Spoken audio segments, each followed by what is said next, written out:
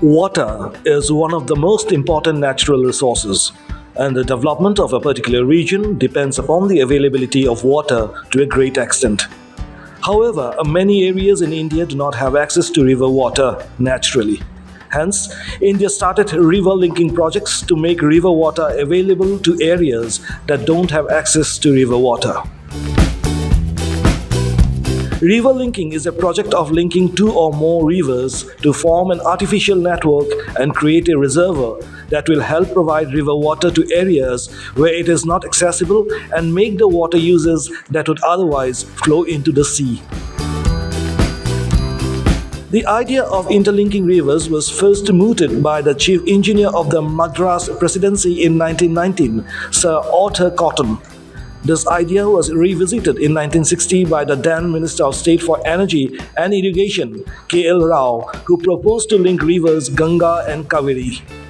The National Water Development Agency was established by former Prime Minister Indira Gandhi in 1982. In 2002, the Supreme Court asked the government to finalize a plan for interlinking rivers by 2003 and execute it by 2016. In 2014, the Ken-Betwa River Linking Project got cabinet approval. However, the project is yet to take off because of the opposition faced by the government, chiefly from environmentalists. This project envisages the transfer of water from the water access basin to the water deficient basin by interlinking many rivers of India by a network of almost 3,000 storage dams. This will form a gigantic South Asian water grid. There are three components to this project: Himalayan component, Peninsular component, and the intrastate linking. Under the Himalayan component of the NRLP, there are 14 projects in the pipeline. This component of the NRLP envisages the linking of the 37 rivers of southern India. The intrastate linking envisages 16 projects. The advantages of river interlinking projects. Irrigation. The river interlinking project makes water available to areas with shortages and makes agriculture possible in such areas of India. Prevention of flood. The areas that frequently experience flood-like situations can benefit from the river linking project.